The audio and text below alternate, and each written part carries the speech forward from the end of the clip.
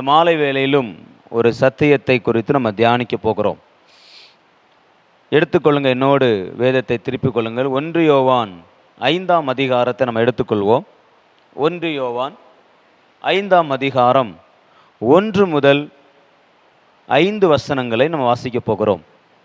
1 யோவான் 5ஆம் அதிகாரம் 1 முதல் 5 வரை உள்ள வசனங்களை நம்ம எல்லாரும் சேர்ந்து வாசிக்கலாமா? இயேசுவானவரே கிறிஸ்து என்று விசுவாசிக்கிற எவனும் தேவனால் பிறந்திருக்கிறான்.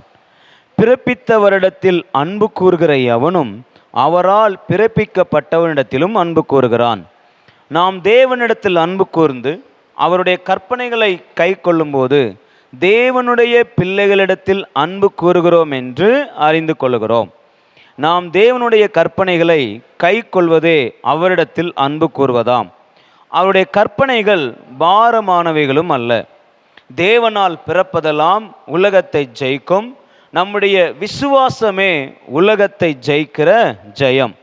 இயேசுவானவர் தேவனுடைய குமாரன் என்று விசுவாசிக்கிறவனே அன்றி உலகத்தை ஜெயிக்கிறவன் யார்? ஆமேன். இன்றைக்கும் நீங்களும் நானும் தியானிக்க போகிற ஒரு காரியம் என்னன்னா, நம்முடைய வாழ்க்கையில் இருக்கிற அடிப்படையான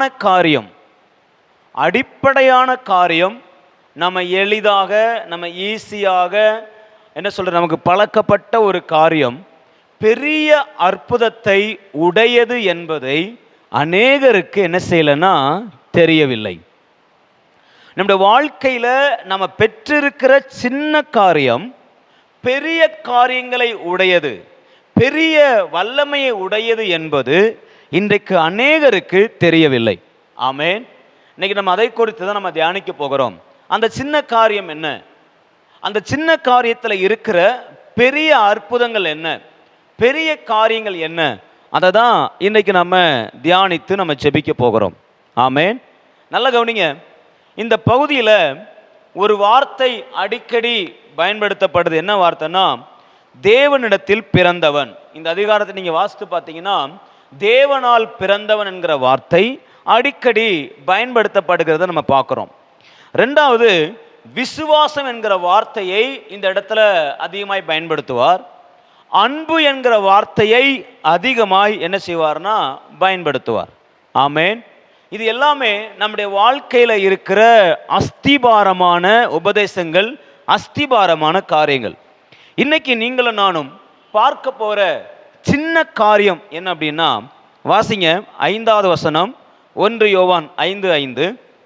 இயேசுவானவர் தேவனுடைய குமாரன் என்று விசுவாசிக்கிறவனே அன்றி உலகத்தை ஜெயிக்கிறவன் யார்? நல்ல கவனிங்க. சின்ன காரியம், அடிப்படையான காரியம் என்ன அப்படின்னா, இயேசுவானவர் தேவனுடைய குமாரன் என்று விசுவாசிக்கிற விசுவாசம். இந்த விசுவாசம் எல்லா மனிதர்களுக்குள்ளும் காமனா இருக்கு இல்ல? இயேசுதான் தேவனுடைய குமாரன். இயேசுதான் நமக்காக இந்த உலகத்துக்கு வந்திருக்கிறார். இயேசுவை அனுப்பினது பிதாவானவர். அவர் தம்முடைய ஒரே பேரான குமாரனை விசுவாசிக்கிறவன் எவனோ அவன் கெட்டு போகாமல் நித்திய ஜீவனை அடையணுங்கிறதுக்காக பிதா தான் என்ன பண்ணாரு? குமாரனை அனுப்புனாரு. ஸோ குமாரன் இந்த உலகத்துக்கு வந்திருக்கிறாரு. அவர் தான் இயேசு கிறிஸ்து. என் பாவத்துக்காக அவர் மரிச்சிருக்கிறாரு, எனக்காக இந்த உலகத்துக்கு வந்திருக்கிறாரு. அவர் தான் மேசியா, அவர் தான் மனுஷகுமாரன், அவர் தான் ஆண்டவர், அவர் தான் ரட்சிக்கிறவர், அவர் தான் விடுவிக்கிறவர், அவர் தான் தெய்வங்கிற சத்தியம் எல்லாருக்குமே காமன் என்ன செய்யுது? இருக்குது. ஆமேன். ஒரு மனுஷன் ரட்சிக்கப்படுகிறான் என்ன அர்த்தம்? இயேசுவை மேசியாவாக இரட்சகராக நம்புறான்னு அர்த்தம் இல்ல? ஒரு வசனம் சொல்லுது இல்லையா, இயேசுவை தேவன் என்று அறிக்கை செய்கிற எல்லா நாவும் எப்படிப்பட்டது? ரட்சிக்கப்பட்டதா இருக்கு இல்ல? இயேசுவே குமாரன் என்று விசுவாசிக்கிறவங்க ரட்சிக்கப்படுறாங்க. அப்ப ரட்சிப்புக்கேற்ற விசுவாசம் தான் என்ன விசுவாசம்? தேவனுடைய குமாரன் தான் மேசியா, அதாவது இயேசுதான் இரட்சகர் என்கிற விசுவாசம். இந்த விசுவாசம் எத்தனை பேருக்குள்ள இருக்கு? இந்த விசுவாசம் எத்தனை பேருக்குள்ள இருக்கிறது? எல்லாரும் ரட்சிக்கப்பட்டிருக்கோமா? ரட்சிக்கப்பட்டிருக்கிறோம். அப்போ இந்த விசுவாசம் உள்ள இருக்கா? இருக்கு இல்லை? ரட்சிக்கப்பட்ட எல்லாத்துக்குள்ள என்ன இருக்கு? இந்த விசுவாசம் இருக்கு. சில நேரங்கள் நமக்கு டவுட் வருது. என்ன டவுட்டு? உண்மையிலேயே இயேசு இருக்கிறாரா? இந்த டவுட் என் வாழ்க்கையில் வந்ததே இல்லை பிரதர் அப்படின்னு சொல்றவங்க மட்டும் ஆமேன்னு சொல்லுங்க பார்க்கலாம். நிறைய பேருக்குள்ள என்ன இருக்கு? சில சூழ்நிலைகள் எதிராய் வரும் பொழுது, பிரச்சனைகள் வரும் பொழுது, போராட்டங்கள் வரும் பொழுது ஆண்டவர் இருக்கிறாரா இல்லையா? இல்லை, நம்ம அஸ்திபாரமான அந்த விசுவாசம் என்ன ஆகுது? தள்ளாடுது. நான் எதை வச்சு ரட்சிக்கப்பட்டேனோ, நான் எதை கொண்டு நான் சபைக்கு வருகிறேனோ, எதை கொண்டு கிறிஸ்தவத்தை நம்புறேனோ அதுலேயே எனக்கு என்ன வருது? இப்போ சந்தேகம் வருது. ஆனால் நான் சொல்கிறேன், இந்த சந்தேகம் நமக்கு மட்டும் இல்லை, இப்போ நிறைய ஊழியக்காரர்களுக்கு முதற்கொண்டு என்ன செய்யுது? இருக்குது. ஆனால் ஒரு நாளும் இதில் சந்தேகப்பட வேண்டாம். இயேசு உயிரோடு இன்றும் என்றும் இருக்கிறார். ஆமென். அவர் சொல்றாரு, நான் இந்த உலகத்தின் முடிவு பரியந்தமும் சதா காலமும் நான் உங்களோடு இருக்கிறேன். அப்படி சொன்ன ஆண்டவர் 2000 ஆண்டுகளுக்கு முன்னாடி சொன்னவர் இன்னைக்கு வரைக்கும் இருக்கிறார், இனிமேலும் இருப்பார். எது வரைக்கும் இருப்பார்னா, இந்த உலகத்தின் முடிவு பரியந்தமும் அவர் நம்மோடு கூட இருப்பார்.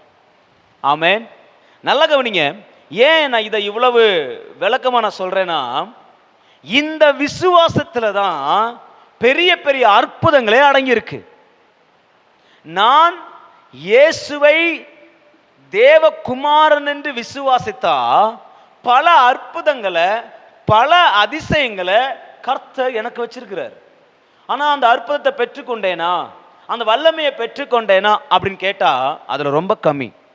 சரி, என்ன பிரதர், இந்த விசுவாசத்தில் என்ன வல்லமை இருக்கு? இயேசுவே தேவனுடைய குமாரன் விசுவாசத்தை ரட்சிக்கப்படுறேன், சபைக்கு போறேன், ஆராதிக்க ஆரம்பிக்கிறேன், இந்த விசுவாசத்தில் என்ன இருக்கு அப்படின்னு கேட்டீங்கன்னா, சில வசனங்களை உங்களுக்கு காமிக்க விரும்புகிறேன். நல்லா கவனிங்க, வாசிங்க பார்க்கலாம். முதல் வசனம், இயேசுவானவரே கிறிஸ்து என்று விசுவாசிக்கிற எவனும் தேவனால் பிறந்திருக்கிறான். ஒரு மனிதன் இயேசுவை கிறிஸ்து என்று விசுவாசித்தால், இயேசுதான் மேசியா என்று விசுவாசித்தால், இயேசுதான் இரட்சகர் என்பதை விசுவாசித்தால், அவன் பெற்றுக்கொள்ளுகிற முதல் ஆசீர்வாதம் என்னன்னா, அவன் தேவனால் பிறந்தவனாய் மாறுகிறான். முதல் ஆசீர்வாதம் என்ன? தேவனால் பிறந்தவனாய் மாறுகிறான். நல்ல கவனிங்க. நிறைய நேரங்களில் நான் தேவனால் பிறப்பதற்கு நான் என்ன செய்ய வேண்டும், நான் தேவனால் பிறப்பதற்கு, தேவனுடைய பிள்ளையாய் மாறுவதற்கு, தேவனுடைய பிள்ளையாய் செயல்படுவதற்கு நான் என்ன செய்ய வேண்டும் அப்படின்னு சொல்லி எத்தனை ரூல்ஸ் எழுதினாலும், எத்தனை பாயிண்ட் எழுதினாலும் எல்லாமே வேஸ்ட். நீங்க தேவ பிள்ளையா மாறுவதற்கு, தேவனால் பிறந்தவனாய் மாறுவதற்கு ஒன்னே ஒண்ணுதான். என்னன்னா, இயேசுதான் கிறிஸ்து, இயேசுதான் மேசியான்னு சொல்லி நான் அவரை விசுவாசிச்சா போதும், அடுத்த செகண்டே நான் எப்படி மாறுறேன்?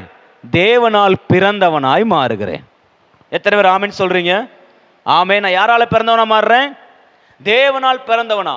அப்ப தேவனால் பிறந்தவனா என்னன்னா, தேவனால் பெற்றெடுக்கப்பட்டவனா, தேவனுக்கு சொந்த பிள்ளையா, தேவனுக்கு சொந்த குமாரனா மாறுகிறேன். நல்ல கவனிங்க, இது இதோட நிப்பாட்டல. தேவனுடைய சொந்த பிள்ளையா நான் இருக்கிறேன்னா, தேவனுடைய சகல சுதந்திரத்துக்கும், தேவனுடைய சகல ஆசீர்வாதத்துக்கும் உடையவனாய் நான் மாற்றப்படுகிறேன்.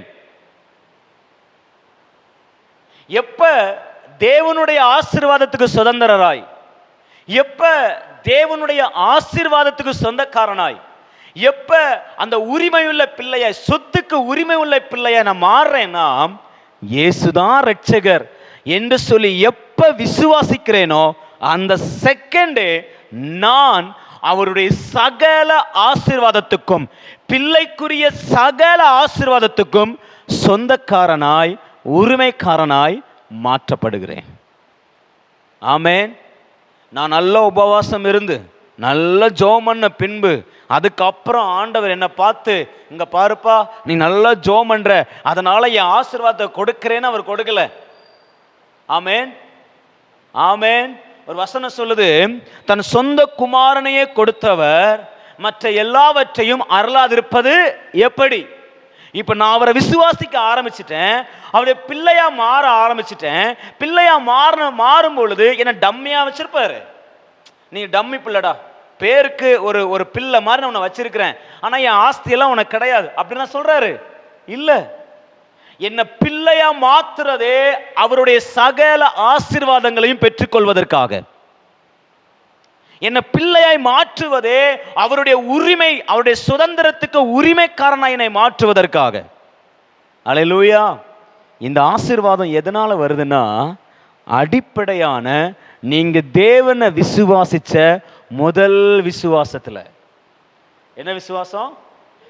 இயேசுதான் இரட்சகர், இயேசுதான் ஆண்டவர் என்கிற விசுவாசத்தை, என்கிற காரியத்தை நீங்க விசுவாசிச்சா அவருடைய பிள்ளையா, அவருடைய சொத்துக்கு, அவருடைய ஆஸ்திக்கு, அவருடைய ஐஸ்வர்யத்துக்கு, அவருடைய ஆசீர்வாதத்துக்கு சொந்தக்காரரா நீங்களும் என்ன செய்கிறோம்? மாற்றப்படுகிறோம். அதனாலதான் யோவான் 1:12 சொல்லுது, அவரை விசுவாசிக்கிறவர்கள் எத்தனை பேர்களோ அத்தனை பேரும் தேவனுடைய பிள்ளைகளாகும்படி அவர்களுக்கு என்ன கொடுத்தாராம்? அதிகாரம் கொடுத்தார். எப்ப? அவரை விசுவாசிக்கும் பொழுது. ஆமென். இந்த சத்தியத்தை நீங்க நல்லா உணரணும். இன்னைக்கு இந்த சத்தியத்தை நிறைய பேர் உணராதனால தான் என்ன நினைச்சிட்டே இருக்கிறாங்கன்னா, நான் இன்னும் தேவனுடைய பிள்ளையா மாறல, நான் இன்னும் தேவனுடைய ஆசீர்வாதத்துக்கு சொந்தக்காரனா மாறல, இன்னும் தேவன் எனக்கு எந்த ஆசீர்வாதத்தையும் கொடுக்கல, நான் ஆசீர்வாதத்துக்கு சொந்தக்காரனே கிடையாது பிரதர், நான் சபிக்கப்பட்டவன் பிரதர், நான் ரொம்ப ரொம்ப தள்ளப்பட்டவன் பிரதர், என் வாழ்க்கை இப்படிதான் பிரதர். இப்படி இல்லை பிரதர். என் வாழ்க்கை நான் எப்ப இயேசுதான் ஆண்டவர்னு பிடிச்சு கொண்டேனோ அப்பவே சகலவற்றுக்கும் என்னை பிள்ளையாய் மாற்றி இருக்கிறார். அல்லேலூயா. ஸோ இதை நீங்கள் நானும் சுதந்திரிக்கணும், இதை நானும் விசுவாசிக்கணும். இதை விசுவாசம் இல்லாதனால தான், இந்த அறிவு இல்லாதனால தான் நம்மளால நிறைய ஆசீர்வாதங்கள் என்ன பண்ண முடியல? பெற்றுக்கொள்ள முடியல. அல்லேலூயா. நான் அடிக்கடி சொல்ற ஒரு கதை தான். இதை இன்னொரு விதமாகவும் சொல்லுவாங்க. ஒரு ஒரு ஒரு தர்மம் எடுக்கிற ஒரு மனுஷன் இருந்தானோ, அவன் ரொம்ப நாள் தர்மம் எடுத்துகிட்டே இருக்கிறான். அவன் கையில் ஒரு பாத்திரம் இருந்துச்சு. அந்த பாத்திரம் ரொம்ப அழகான பாத்திரம். ஆனால் அந்த பாத்திரம் அவன் ஒரு நபர் அவருக்கு கொடுக்குறாரு. அவன் தர்மம் எடுக்கிறதுக்கு அந்த பாத்திரத்தை அவருக்கு என்ன செய்கிறாரு? கொடுக்குறாரு. அதை வச்சு தான் பல நாளாக எடுத்துக்கிட்டே இருக்கிறான். பார்க்க ரொம்ப அழகாக இருக்கு. நிறைய இடங்களில் போய் அதில் தான் கஞ்சி குடிக்கிறான். அதில் தான் நிறைய பேர் பொருள் போடுறாங்க, காசை போடுறாங்க, 1 ரூபா போடுறாங்க, 2 ரூபா போடுறாங்க. 1 வருஷம், 2 வருஷம், 3 வருஷம், பல வருஷமாக அந்த பிளேட்லேயே, அந்த பாத்திரத்திலேயே அவன் எல்லாத்தையும் குடிச்சிட்டு இருக்கான். அந்த பிளேட்டில் அவன் வாழ்நாள குடிச்சதெல்லாம் என்னென்னா, பழைய சோறும் பழைய குழம்பும் சின்ன சின்ன 1 ரூபா 2 ரூபா துட்டு தான். மிஞ்சி போனால் 50 ரூபா விழும், அவ்வளோதான். ஒரு நாள் ஒரு வீட்டில் நின்றுட்டு அவன் தர்மம் எடுத்துட்டு இருக்கிறான். தர்மம் எடுக்க போய் கதவை தட்டும் போது கரெக்டாக அது யார் வர்றான்னா, அந்த பாத்திரத்தை கொடுத்த அந்த மனுஷன் வரான். மனுஷன் வந்துட்டு, இவனை நான் எங்கேயோ பார்த்துருக்கேனே, இவனுக்கு நான் ஏதோ ஹெல்ப் பண்ணியிருக்கிறேன்னு சொல்லிட்டு கொஞ்சம் நல்ல ஒரு பணக்கார மனுஷன். அவனை பார்த்துட்டு கேட்குறான், அவனை எங்கேயோ பார்த்துருக்குறேன். அவனை அடையாளம் படிச்சுட்டு அவன் கையில் இந்த பிளேட்டை பார்க்குறான், பார்த்தோன்னே கண்டுபிடிச்சிட்டான், இது நான் கொடுத்தது தான் சொல்லி.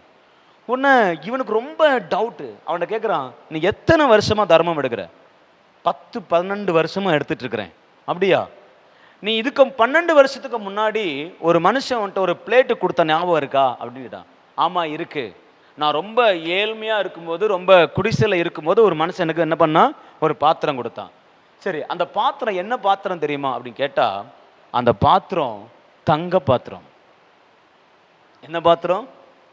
12 வருஷமா கையில் என்ன பாத்திரத்தை வச்சிருக்கிறான். ஆனா பிச்சை எடுத்தது எதை வச்சு? தர்மம் எடுத்தது எதை வச்சு? பழைய கஞ்சை சாப்பிட்டது எதை வச்சு? ஏன்னா அந்த பாத்திரத்தை குறித்த அறிவு அவனுக்கு. ஒருவேளை அந்த பாத்திரத்தை வித்திருந்தானா அவன் வாழ்க்கையே மாறி போயிருந்திருக்கும். அதுக்கப்புறம் தான் அவனுக்கு புத்தி வருது, ஐயோ 12 வருஷத்தை நான் என்ன பண்ணிட்டேன், வேஸ்ட் பண்ணிட்டேன். இன்னைக்கு நம்ம வாழ்க்கையில் நிறைய பேர் அப்படிதான். தேவனுடைய பிள்ளை என்கிற, தேவனால் பிறந்தவன் என்கிற தங்க தட்ட கர்த்தர் நம்ம கையில் கொடுத்துருக்கிறார். அதை கையில் வச்சுட்டு அதை வச்சுட்டே நம்ம என்ன பண்ணிட்டு இருக்கிறோம், மனுஷனை போல வாழ்ந்துட்டு இருக்கிறோம். நீங்களும் நானும் இதை விட்டு வெளியே வர வேண்டும். அல்லேலூயா. பாருங்க, இந்த ஆசீர்வாதத்துக்கு ஆண்டவர் ஒரு பெரிய காரியத்தெல்லாம் செய்ய சொல்லலை, பெரிய காரியத்தெல்லாம் எதிர்பார்க்கல, பெரிய காரியம் செஞ்சதுனால கொடுக்கல, அடிப்படையான விசுவாசத்தில் ஆண்டு கொடுக்கிறார், அடிப்படை விசுவாசத்தில் கொடுக்கிறார். சரி, இது முதல் ஆசீர்வாதம் இல்லையா? இப்ப ரெண்டாவது வாங்க 4வது வசனத்தை எல்லாரும் சேர்ந்து வாசிப்போம். 4வது வசனம், தேவனால் பிறப்பதெல்லாம் உலகத்தை ஜெயிக்கும், நம்முடைய விசுவாசமே உலகத்தை ஜெயிக்கிற ஜெயம். இப்ப சொல்ற ரெண்டாவது, முதல்ல என்னது, நீ தேவனால பிறந்தவன். தேவனால பிறந்தவன்னா தேவனுடைய பிள்ளையா மாற்றப்பட்டிருக்கிற, அதிகாரப்பூர்வமா மாற்றப்பட்டிருக்கிற, உனக்கு அவருடைய ஆஸ்தி, அவருடைய ஐஸ்வர்யம் எல்லாம் உனக்கு உரிமையாக்கப்பட்டிருக்கிறது. அப்படிப்பட்ட ஒரு அதிகாரத்தை கர்த்தர் கொடுத்திருக்கிறார். எப்ப? இயேசுவே ஆண்டவர்னு விசுவாசிச்சப்ப. ரெண்டாவது, அதே விசுவாசம் உனக்கு கிடைக்கிற நன்மை என்ன தெரியுமா? தேவனால் பிறப்பதெல்லாம் உலகத்தை ஜெயிக்கும். நீ இயேசுவை விசுவாசிச்சா நீ தேவனால பிறந்தவனா மாறுற. நீ தேவனால் பிறந்தவனா மாறும் பொழுது இந்த உலகத்தை ஜெயிப்ப. இன்னொரு ஆங்கில மொழிபெயர்ப்பில் போட்டிருக்கோம், உலகத்தை ஜெயித்து கொண்டே இருப்ப.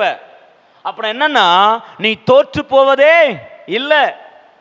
உன் வாழ்க்கையில நீ தோற்று போவதில்லை, உன் குடும்பத்துல தோற்று போவதில்லை, உன் பிசினஸ்ல தோற்று போவதில்லை, உன் படிப்புல தோற்று போவதில்லை, எதுலையுமே நீ தோற்று போவதில்லை. எல்லாத்திலையுமே ஒரு முறை அல்ல, 2 முறை அல்ல, தொடர்ந்து நீ ஜெயித்து கொண்டே இருப்ப. ஆமென். அப்ப உலகத்தை ஜெயிக்கிற, உலகத்தை மேற்கொள்ளுகிற, உலகத்தை தொடர்ந்து தோற்கடிக்கிற ஒரு வல்லமைய கர்த்தர் உங்களுக்கும் எனக்கும் என்ன பண்ணியிருக்கிறாரு, கொடுத்திருக்கிறார். எப்ப? இயேசுதான் ஆண்டவர்னு விசுவாசிக்கிறப்ப. ஆமென். இந்த வல்லமை எப்ப கொடுத்தாரு? இயேசுவே என்ன வல்லமை கொடுத்தாரு? உலகத்தை. எத்தனை பேர் உலகத்தை ஜெயித்து கொண்டிருக்கிறோம்? எத்தனை பேர் நம்ம உலகத்தை ஜெயிக்கிறோம்? யோசித்து பாருங்க, பார்க்கலாம். இதே அதிகாரம் 5ஆம் அதிகாரத்தில் 19ஆம் வசனம் வாசித்து பார்த்தீங்கன்னா, நாம் தேவனால் உண்டாயிருக்கிறோம் என்றும் உலகம் முழுவதும் பொல்லாங்கனுக்குள் கிடைக்கிறது என்றும் அறிந்திருக்கிறோம். இந்த உலகம் முழுவதும் யார் கையில் இருக்கா? பொல்லாங்கனுக்குள்ள இருக்கு. அப்ப நான் ஒன்று கேட்குறேன், உலகத்தை ஜெயிப்பீங்கன்னா யாரை ஜெயிப்பீங்க? பொல்லாங்கன. இந்த உலகத்தின் அதிபதிய, இந்த உலகத்தை கைக்குள்ள வச்சிருக்கிறவன, இந்த உலகத்தை ஆளுகை செய்யறவன இயேசுகிட்டே சொன்ன பாருங்க, இந்த உலகமும் அதில் உள்ள யாவும் யாருக்கு கொடுக்கப்பட்டிருக்கு? எனக்கு கொடுக்கப்பட்டிருக்கு. இதெல்லாம் என்னுடையது, நான் உனக்கு தரணும்னா நீ என்ன பண்ணு, என்னை வணங்கு, நான் உனக்கு தர்றேன்னா. இப்ப ஆண்டவர் என்ன சொல்றார் தெரியுமா? நீ அவன்கிட்ட வாங்குறதுக்கு நீ ஒன்றும் பண்ண வேணாம், நீ என்னை விசுவாசா மட்டும் போதும். அந்த உலகத்துல வச்சிருக்கிற, அந்த உலகத்தை ஆளுகை செய்கிற பொல்லாங்கன நீ ஜெயிச்சுக்கிட்டே இருப்ப. அவனால உன்னை தோற்கடிக்க. உண்மைக்கும் இது தேவன் நம்ம கொடுத்த மிகப்பெரிய ஆசீர்வாதங்க. இந்த உலகத்தில் இருக்கிற எந்த மனுஷனாலும், இந்த உலகத்தில் இருக்கிற எந்த சத்துருவாலும் நம்மை தோற்கடிக்க முடியாது. நாம் ஜெயிக்கிறவர்கள், ஜெயிப்பதற்காகவே பிறந்தவர்கள். நான் தேவனால பிறந்திருக்கிறேன். எதுக்கு தெரியுமா? ஜெயிப்பதற்கு, உலகத்தை ஜெயிப்பதற்கு. ஆமென். இயேசு உலகத்தில் தோற்று போனாரா? எந்த மனுஷனாலும் இயேசுவை தோற்கடிக்க முடிஞ்சுதா? பிசாசு தோற்கடிச்சானா? குடும்பம் தோற்கடிச்சுதா? சமுதாயம் தோற்கடிச்சுதா? உயர்ந்த மனிதர்கள் தோற்கடிச்சாங்களா? எதிரிகள் தோற்கடிச்சாங்களா? யாரும் இயேசுவை தோற்கடிக்க முடியல. அப்படின்னா என்னையும் இந்த உலகத்தில் இருக்கிற எந்த மனிதனாலும் தோற்கடிக்க முடியாது. ஏன் தெரியுமா? நான் இயேசுவை விசுவாசிக்கிறேன். யோசித்து பாருங்க, காமன் விசுவாசம், பொதுவான விசுவாசம். இயேசுவே ஆண்டவர்னு இயேசுதான் மேசியான்னு நம்புற அந்த நம்பிக்கையில, அந்த விசுவாசத்துல என்ன ஆசீர்வாதம் இருக்கு தெரியுமா? என்ன வல்லமை இருக்கு தெரியுமா? இந்த உலகத்தையே ஜெயிக்கிற வல்லமை கர்த்தர் உங்களுக்கும் எனக்கும் கொடுத்திருக்கிறார். அல்லேலூயா. முதலாவது என்ன? தேவனால் பிறந்திருக்கிறோம், தேவனுடைய பிள்ளையா மாற்றப்பட்டிருக்கிறோம். எதுக்கு? அவருடைய சகல ஆசீர்வாதங்களையும் பெற்றுக்கொள்வதற்கு. ரெண்டாவது, நீங்கள் நானும் இயேசுவை விசுவாசிப்பதால் என்ன ஆசீர்வாதம் பெற்றுக்கொள்றோம்? உலகத்தை ஜெயிக்க. எப்படி? தொடர்ந்து ஜெயிக்க. உலகம் யார் கையில் இருக்கு? பொல்லாங்கனுடைய கையில் இருக்கு. அப்ப யாரை ஜெயிக்கிறோம்? பொல்லாங்கனை ஜெயிக்கிறோம். அவனால கொண்டு வரப்படுகிற உபத்திரவங்களை ஜெயிக்கிறோம். அவனால கொண்டு வரப்படுகிற சோதனைகளை ஜெயிக்கிறோம். என்னால ஜெயிக்க முடியாத சோதனைன்னு சொல்லியோ, என்னால மேற்கொள்ள முடியாத பிரச்சனைன்னு சொல்லியோ இந்த உலகத்துல எதுவும் இல்லை. ஏன்னா நான் இயேசுவை விசுவாசிக்கிறேன். அல்லேலூயா. இதுதான் இயேசுவை ஆண்டவர்னு விசுவாசிக்கிற மனுஷனுக்கு கிடைக்கிற ரெண்டாவது ஆசீர்வாதம். அல்லேலூயா. பாருங்க, எவ்வளோ பெரிய ஆசீர்வாதம் இல்லை? எவ்வளோ பெரிய இதெல்லாம் நான் யோசிக்கும் பொழுது சிம்பிள். நிறைய பேர் கேட்பாங்க, நான் இயேசுவை ஏற்றுக்கொண்டல பிரதர், உனக்கு என்ன கிடைச்சிச்சு? இப்படிலாம் கேட்குறாங்கன்னா அவங்களுக்கு என்ன தெரியல, வசனமே தெரியல. நிறைய பேர் ஆண்டை கேள்வி கேட்குறாங்க, ஆண்டவரை இத்தனை வருஷமா நான் சபைக்கு வருகிறேன், இத்தனை வருஷமா நான் ஜபிக்கிறேன், இத்தனை வருஷமா நான் ஊழியம் பண்றேன், இத்தனை வருஷமா கர்த்தனுக்காக நான் நிற்கிறேன், எனக்கு என்ன கிடைச்சிச்சு? எப்பா, நீ ரட்சிக்கப்பட்ட போவே உனக்கு எல்லாத்தையும் கொடுத்துட்டாரு. நீ அந்த தர்மம் எடுக்கிற மனுஷனை போல கையிலேயே வச்சுக்கிட்டு என்ன பண்ணிட்டு இருக்கிற? தர்மம் எடுத்துக்கிட்டே இருந்துட்டு ஆண்டரை குறை சொல்ற, எனக்கு என்ன தருவீர், என்ன தருவீர், என்ன தருவீர்? ஆண்டு சொல்ற, உன் கையில என்ன இருக்குடா அதை பாரு. நீ இயேசுவை ஏற்றுக்கொள்ளும் போது உன் கையில என்ன நம்பின பாத்தியா? அப்போ உன் கையில என்ன பண்ணிட்டேன்? கொடுத்துட்டேன். என்ன ஆண்டவர்னு ஏற்றுக்கொண்ட பாத்தியா? அப்பவே உன் கையில கொடுத்துட்டேன். நீ என்னடானா ஒண்ணு இல்லை, அது இல்லை, இது இல்லை. ஆமென். மூணாவது ஒரு ஆசீர்வாதம் என்ன அப்படின்னா, வாசிங்க அது 5ஆம் அதிகாரம் 18வது வசனம். 18வது வசனம். தேவனால் பிறந்த எவனும் பாவம் செய்யான் என்று அறிந்திருக்கிறோம். தேவனால் பிறந்தவன் தன்னை காக்கிறான், பொல்லாங்கன் அவனை தொடான். 3 ஆசீர்வாதங்களை கர்த்தர் சொல்றார். ஒன்று என்னன்னா, தேவனால் பிறந்தவன். யார் தேவனால் பிறந்தவன்? இயேசுவை ஆண்டவர் என்று விசுவாசிக்கிறவன், இல்லையா? அப்படி விசுவாசிக்கிறவன் பாவம் செய்யான் என்று அறிந்திருக்கிறோம். அவன் என்ன செய்ய மாட்டானா? பாவம் செய்ய மாட்டான். நல்லா கவனிங்க, பாவம் செய்ய மாட்டான் அப்படின்னா அவன் வாழ்க்கையில பாவமே வராதுன்னு அர்த்தம் இல்லை. அவன் விழுந்து போக மாட்டான்னு அர்த்தம் இல்லை. அடுத்த வசனம் அந்த அதில் ஒரு ஒரு செமிகோலன் வச்சிருக்கிறார் பாருங்க. இதனுடைய அர்த்தம் அடுத்தது வருது. என்ன வருது? தேவனால் பிறந்தவன் தன்னை காக்கிறான். அப்படின்னா என்ன?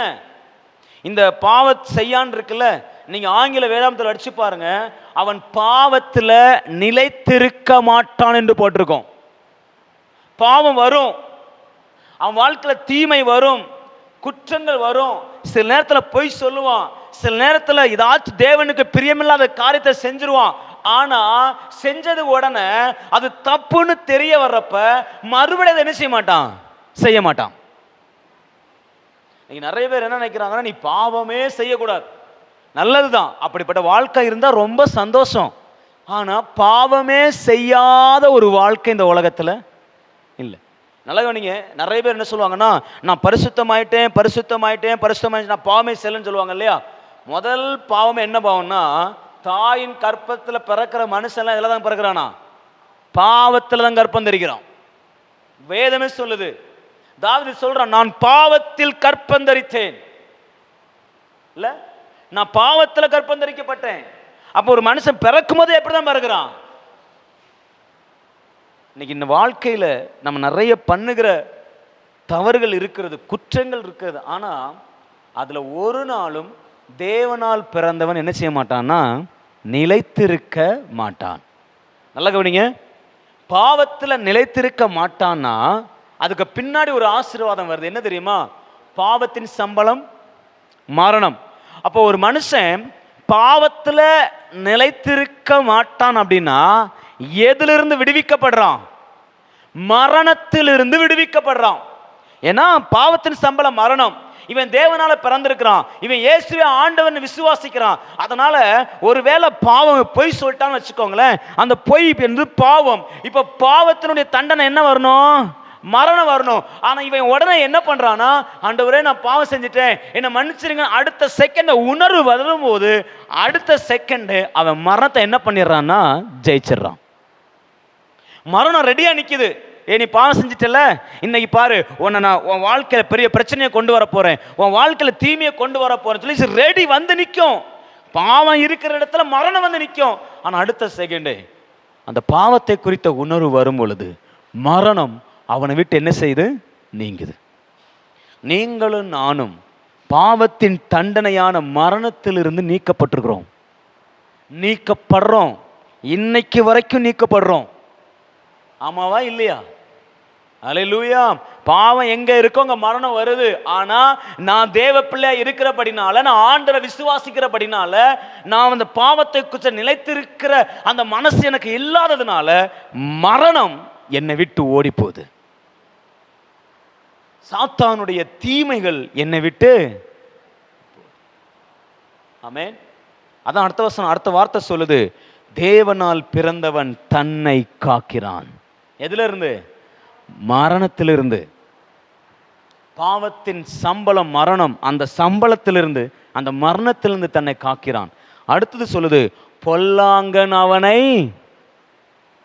நான் சொல்றேங்க, இந்த பொல்லாங்கன் உன்னை தொடான் என்கிற வார்த்தை, என்கிற வாக்கு தத்தம் எப்போ உங்களுக்கு கிடைச்சது தெரியுமா?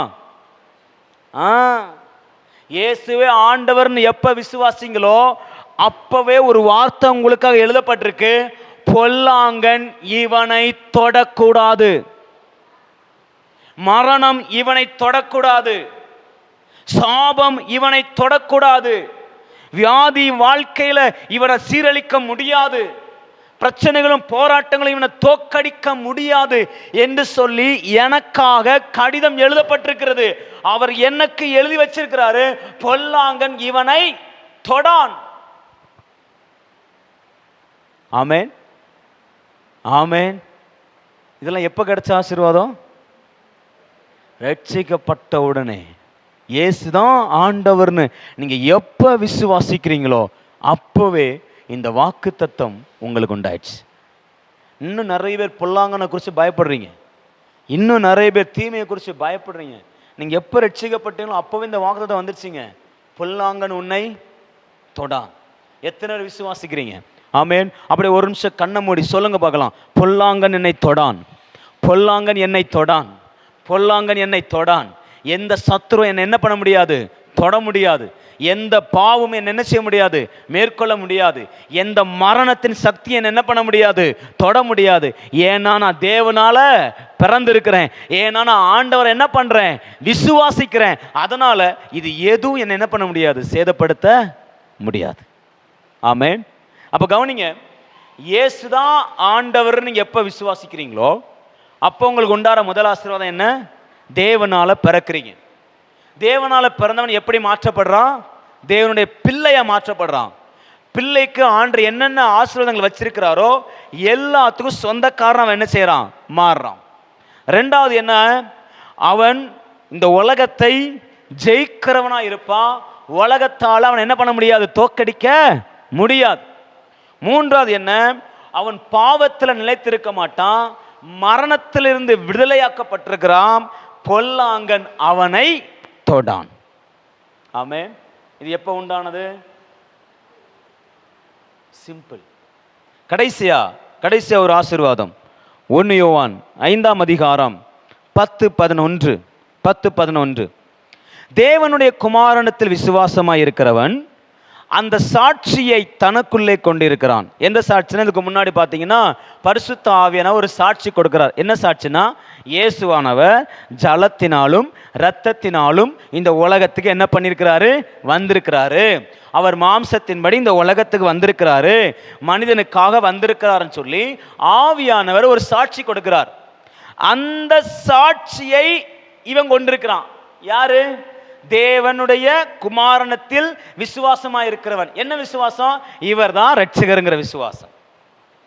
தேவனை விசுவாசியாதவனோ தேவன் தம்முடைய குமாரனை கொடுத்த சாட்சியம் என்ன செய்யறதில்ல, விசுவாசியாததினால் அவரை பொய்யராக்குகிறான். இந்த கேஸை விட்டுருவோம். இப்ப நம்மள என்ன கேஸ்? விசுவாசிக்கிற கேஸ்.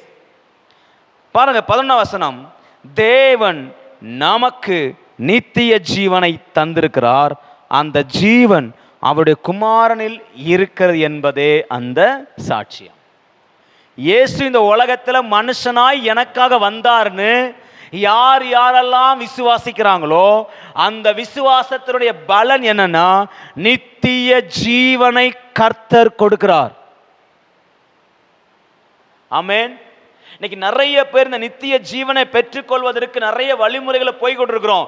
இல்ல, இந்த நித்திய ஜீவனை எப்பவே உங்களுக்கு கொடுத்துட்டார் தெரியுமா? நீங்க எப்ப இயேசுவை ஆண்டவர்னு விசுவாசிச்சீங்களோ அப்பவே உங்களுக்கு கொடுக்கப்பட்ட ஆசீர்வாதம் நித்திய ஜீவன். உங்களுக்காக நித்திய ஜீவன் கொடுக்கப்பட்டாச்சு. ஏன்னா நீங்க விசுவாசத ஆண்டவரை நீங்க விசுவாசிக்கும் போது அவர் உங்களுக்குள்ள வந்துடுறாரு. வசனம் சொல்லுகிறது, குமாரனை உடையவன் ஜீவனை உடையவன். அதே அதிகாரத்துல சொல்லப்பட்டிருக்கு. அப்ப நீங்களும் நானும் இயேசுவை உடையவர்களாய் மாறும் பொழுது, இயேசுவை விசுவாசிக்கிறவர்களாய் மாறும் பொழுது நித்திய ஜீவனை பெற்றுக்கொள்கிறோம். ஆமென். நீங்க நிறைய கவனிங்க, இந்த வாக்கு தத்தங்களை எல்லாமே நம்ம காம்ப்ளிகேட்டடா பண்ணிட்டோம். எப்படி குழப்பிக்கிட்டோம். இதெல்லாம் இதனால தான் வரும், இப்படித்தான் வரும், இப்படி செஞ்சா தான் வரும்னு இல்ல. நீங்க எப்ப ரட்சிக்கப்பட்டீங்களோ அப்பவே உங்களுக்கு நித்திய ஜீவன் வந்துருச்சு. தேவனால பிறந்தவனா மாறிட்டீங்க, அவருடைய ஆசீர்வாதத்துக்கு சொந்தக்காரங்களா மாறிட்டீங்க, உலகத்தை ஜெயிக்கிறவனா மாறிட்டீங்க. பாவம் உங்களை தொட முடியாது, பொல்லாங்கன் உங்களை தொட முடியாது. தேசத்திலிருந்து நீங்களும் நானும் ஆஸ்வதிக்கப்பட்டவங்களா இருக்கிறோம். இது எப்ப? இயேசுதான் தேவன் என்று நம்பின அந்த செகண்ட். ஆமென். இதெல்லாம் நம்மகிட்ட இருக்குங்க. இதெல்லாம் என்கிட்ட இருக்கு. சொல்லுங்க, என்கிட்ட இருக்கு. தேவனால பிறந்தவன் என்கிற ஆசீர்வாதம் யார்கிட்ட இருக்கு? என்கிட்ட இருக்கு. நான் தேவனுடைய பிள்ளை என்கிற ஆசீர்வாதம் யார்கிட்ட இருக்கு? என்கிட்ட இருக்கு. நான் தேவனுடைய பிள்ளைன்னு சொல்லி வாழ்றது நீங்க அது இருக்கு. இப்ப என்ன பண்ணணும்னா, நான் பிள்ளையா வாழ ஆரம்பிக்கணும். நான் இனி பிள்ளையா மாற போறது இல்லை. இனி நான் தேவனால பிறக்க போறது இல்லை. நான் ஆல்ரெடி எப்படி ஆயிட்டேன்? தேவனால பிறந்துட்டேன், தேவனுடைய பிள்ளையா மாறிட்டேன், வாக்கு தத்தங்களை வச்சுட்டேன். இப்ப கொஸ்டின் என்னன்னா, நான் எப்படி தேவனுடைய பிள்ளையாய் வாழ்வது? அவ்வளவுதான். நான் எப்படி தேவனால பிறந்தவனா வாழ்வது?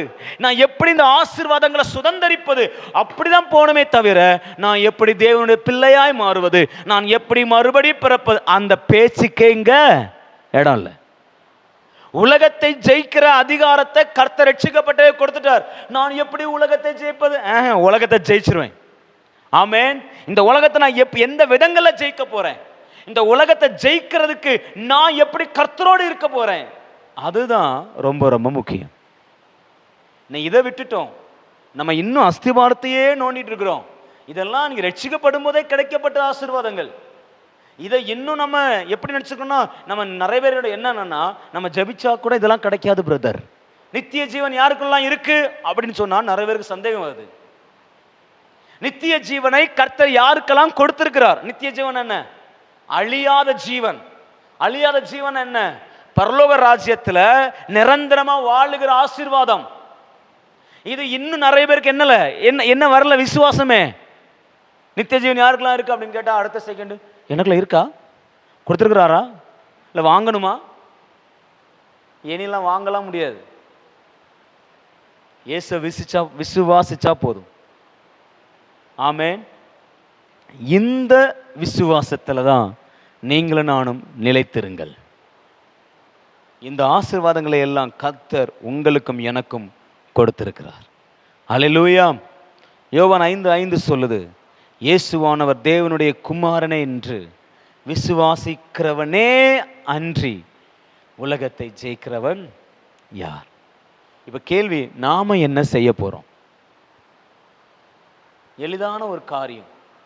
இதெல்லாம் நம்ம எடுத்து பேச வேண்டாம். ஆட்டோமேட்டிக்காக நம்ம வாழ்க்கையில் என்ன செஞ்சே இருக்கணும்? நடந்துகிட்டே இருக்க வேண்டிய காரியம். ஆமென். இப்போ எக்ஸாம்பிள், அடுப்பில் சாப்பாடை வைக்கிறீங்க, சாப்பாடை வச்சு ரைஸை போட்டீங்க, ஸ்டவ் ஆனில் இருக்குது, தண்ணி நல்லா கொதிக்குது. இப்போ 10 நிமிஷத்தில் என்ன வரும்? சாதம் வருமா வராதா? 10 நிமிஷத்துக்கு ஒருக்கா போயிட்டு சாதம் வருமா, சாதம் வருமா, அரிசியாவே இருக்குமா அப்படின்னு பார்த்துக்கிட்டே இருந்தா என்ன அர்த்தம்? என்னைக்காவது சாதம் வராமல் போயிருக்கா? அது கொதிச்சிச்சுன்னா சாதம் என்ன செஞ்சிடும்? ஆனால் இன்னைக்கு நம்ம வாழ்க்கையில் பெற்றுக்கொண்டாச்சு. ஆனால் பெற்றுக்கொண்டா நம்ம என்னன்னா, அது வருமா பிரதர், நான் பிள்ளையா இருக்கிறேனா பிரதர், நான் நித்திய ஜீவனை பெற்றிருக்கேனா பிரதர். இன்னைக்கு நிறைய இதுலயே சந்தேகம், இதுலயே நம்ம இன்னும் விழுந்து விழுந்து எழுந்திருப்போம்னா இன்னும் எவ்வளவு காரியங்கள் இருக்கிறது, இன்னும் நம்ம எங்கேயோ போக வேண்டி இருக்குது. இந்த மாலை வேளையில் நீங்களும் நானும் தெளிவாய் அறிந்து கொள்வோம். எப்போ இயேசுவை பிடிச்சிங்களோ அப்போவே இந்த ஆசீர்வாதங்கள் உங்களுக்குள்ள வந்துருச்சு. இப்போ நீங்களும் நானும் செய்ய வேண்டியது அனுபவிக்க வேண்டும், சுதந்திரிக்க வேண்டும். அதுக்கு நான் என்ன செய்யறது? அதுக்கு நம்ம சில காரியங்களை மாற்றி தான் ஆகணும். இல்லைன்னா அந்த அந்த தர்மம் எடுக்கிற மனுஷனை போல பல வருஷமாக என்ன பண்ணிட்டே தான் இருப்போம், அதை வச்சுக்கிட்டே எடுத்துக்கிட்டு இருப்போம். ஏன்னா அந்த அறிவு அவனுக்கு, வசனம் தெளிவாக சொல்லுதுங்க, என் ஜனமோ அறியாமையினாலே சங்காரமாகிறார்கள், என் ஜனமோ அறியாமையினாலே சிறைப்பட்டு போகிறார்கள். வேற எதுனாலையும் சங்காரம் ஆகலை, வேற எதுனாலையும் அழிந்து போகலை. அவங்களுக்கு என்ன இல்லை? அறிவில். என்ன அறிவு? தேவன் எனக்கு என்ன வச்சிருக்கிறார். ஒரு நிமிஷம் கண்களை மூடி நம்ம முடிக்க போகிறோம். கர்த்தருடைய கரத்தில் ஒப்பு கொடுத்து, ஆண்டவரே இந்த விசுவாசத்தில் நான் நிலைத்திருக்க எனக்கு உதவி செய்யுங்க. நான் உலகத்தை ஜெயிக்கணும், உலகத்தை ஜெயிக்கணும் நான் போராடுறேன். ஆனால் எனக்குள்ள விசுவாசம் என்ன தெரியுமா? உலகத்தை ஜெயிக்கிற வல்லமை எனக்குள்ள இருக்கு. நான் உலகத்தை ஜெயிக்க பிறந்தவன். வசனம் இதாங்க உண்மை. இயேசுவானவர் தேவனுடைய குமாரன் என்று விசுவாசிக்கிறவனே அன்றி உலகத்தை ஜெயிக்கிறவன் யார்? இதுதான் வார்த்தை, இதுதான் வசனம். இது ஒரு நாளும் மாறாது. நான் அவரை விசுவாசிச்சா உலகத்தை ஜெயிப்பேன். இதுல எந்த சந்தேகம் வேண்டாம்.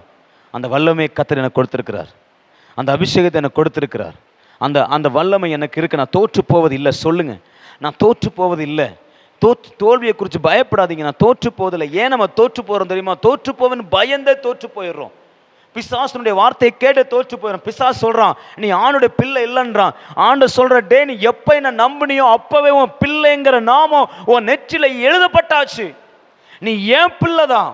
இன்னைக்கு நிறைய பேர் உங்களை பார்த்து சொல்ல, நீ தேவனுடைய பிள்ளை இல்லை, நீ தேவனுடைய சகோதரன் இல்லை, நீ தேவனை ஏற்றுக்கொண்டவன் இல்லை, நீ தேவனுடைய பிள்ளை போல நீ இல்லைன்னு சொல்லி நிறைய பேர் நம்மளை குறித்து தவறான எண்ணங்களை சொல்லலாம். ஆனால் நீங்கள் இதில் உறுதியாக நில்லுங்க. நான் தேவனுடைய பிள்ளை, நான் தேவனுடைய சேஷ்ட புத்திரன்.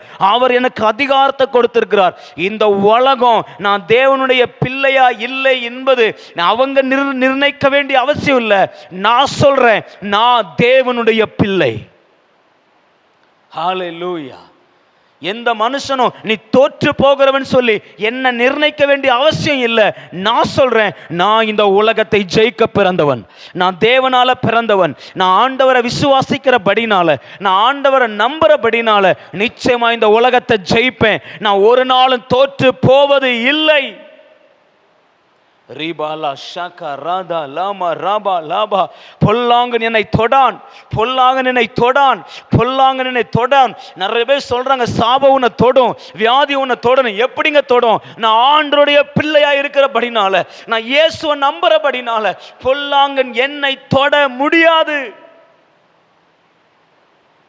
தொட முடியாது, தொட முடியாது, தொட முடியாது. ராபாலா ஷண்டலா. ஆண்டவரே இந்த வார்த்தையை விசுவாசிக்க எங்கள் ஒவ்வொருவருக்கும் பலனை தாரும். இந்த மாலை வேளையில் எங்களுக்கு கற்றுக் கொடுத்த சத்தியத்துக்காக ஸ்தோத்திரம். அடிப்படையான விசுவாசம் பெரிய அற்புதங்களை கொண்டு வருது ஆண்டவரே. நாங்கள் சாதாரண விசுவாசம் தான், இயேசுவே ஆண்டவர்னு நம்புகிற அந்த நம்பிக்கை தான் எங்கள் வாழ்க்கையில் பெரிய பெரிய வாக்கு தத்தங்களை கொடுக்கிறது, பெரிய பெரிய ஆசீர்வாதங்களை கொடுக்கிறது, பெரிய பெரிய வல்லமையை கொடுக்குது, பெரிய பெரிய அதிகாரத்தை எங்களுக்கு கொடுக்குது. ஆண்டவரே, இதை உணர்ந்தவங்களா, இதை பெற்றுக்கொண்டவர்களாய் நாங்கள் வாழ எங்களுக்கு உதவி செய்யும். ஆவியானவரே, எங்களுக்கு உதவி செய்யும், எங்களுக்கு உதவி செய்யும். உம்முடைய கரங்களை ஒப்பு கொடுக்கிறோம் அப்பா. அந்த நாளில் இதை அட்டன் பண்ண ஒவ்வொருவரையும் ஆஸ்வதிப்பீராக. தேவ கிருபை உங்களை நடத்துவதாக. இயேசுவின் நாமத்தில் பிதாவே.